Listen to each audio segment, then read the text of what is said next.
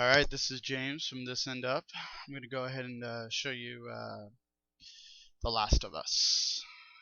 Overall, I'm a third of the way through the game.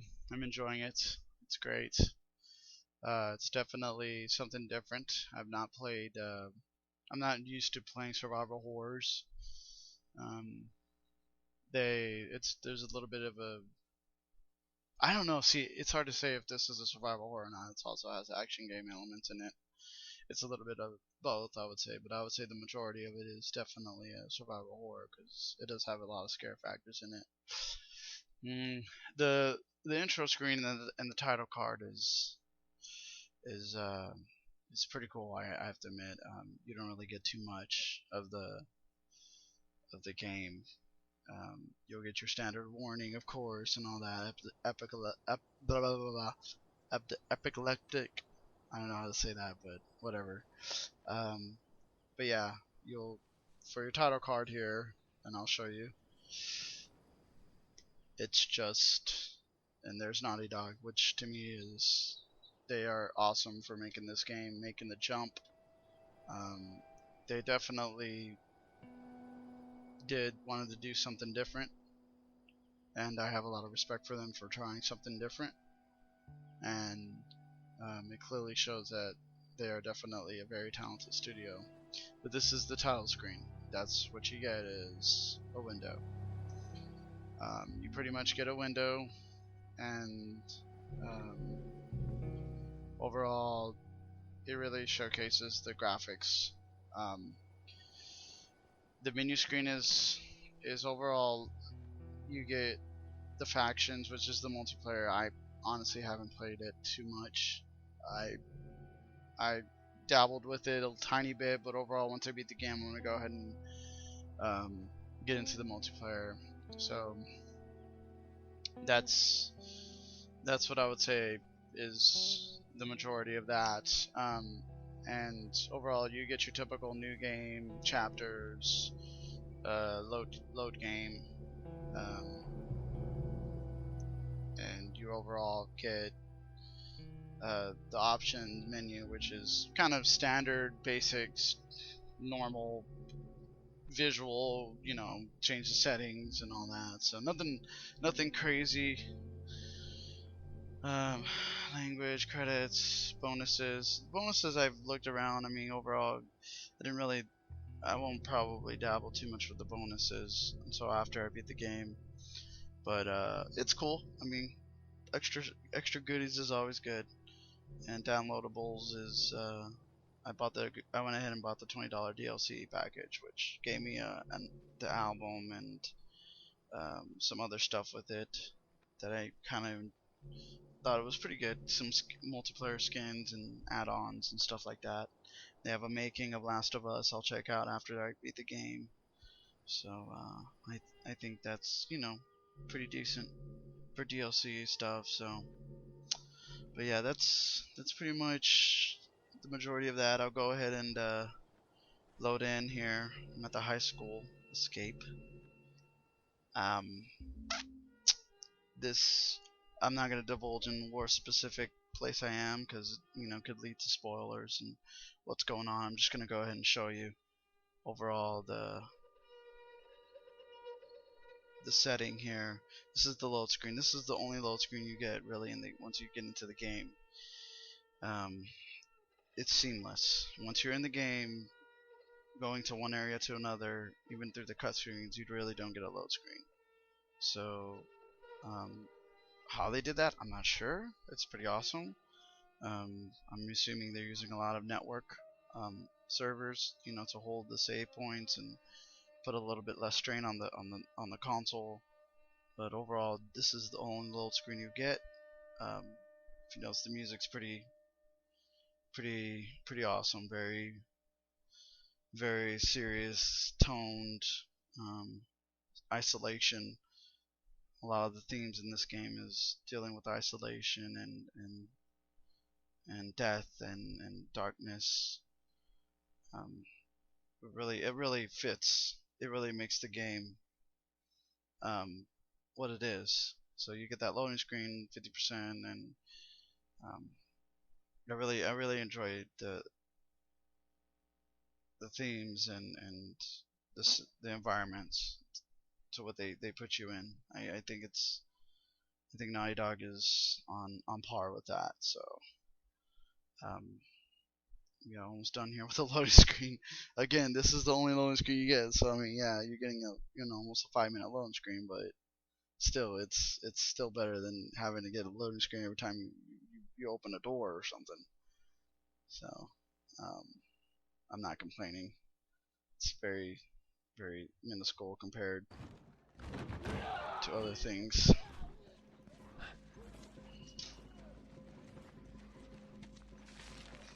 All right, so I'm in the school right now.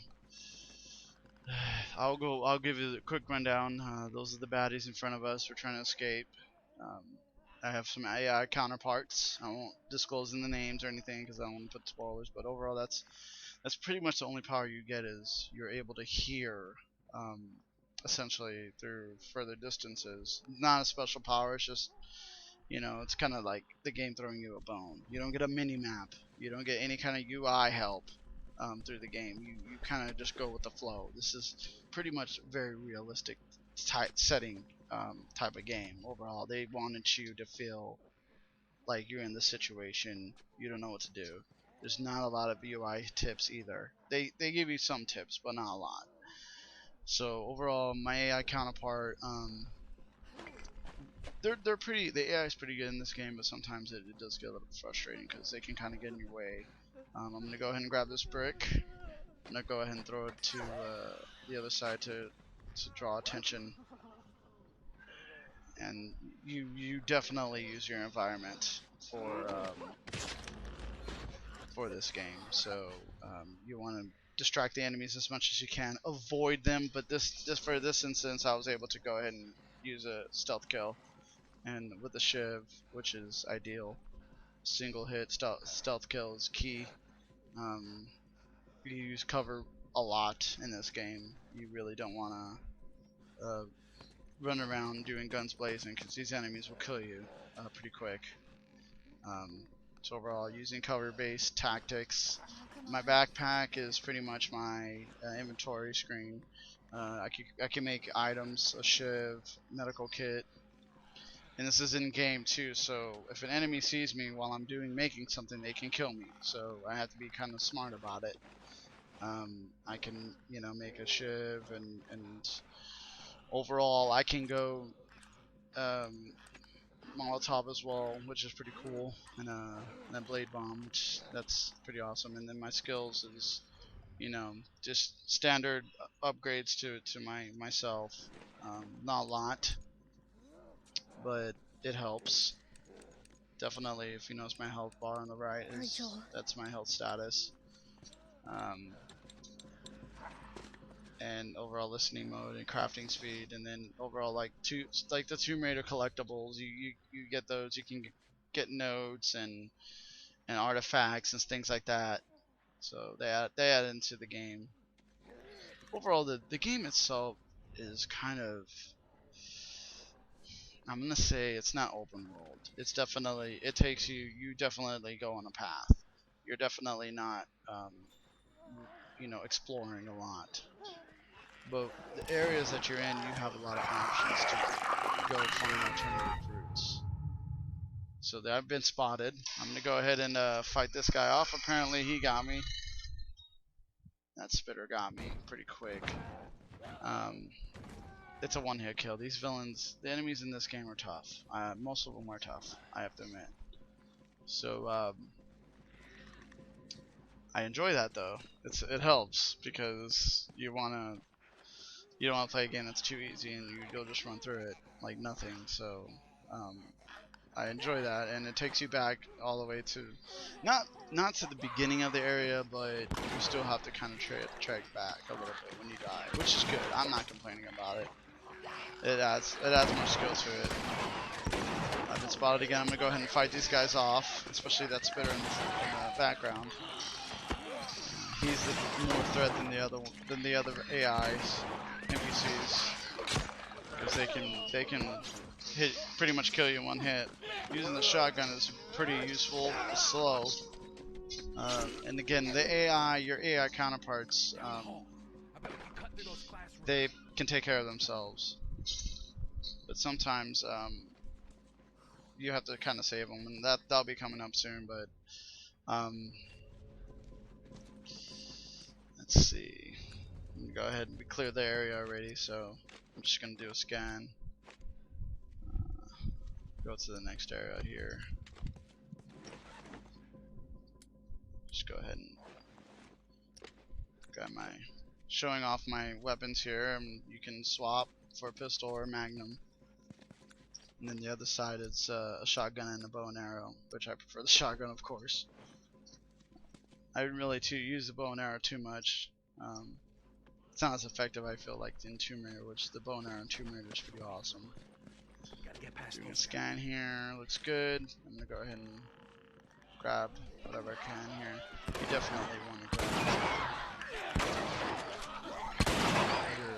grab as much items as you can, because that helps.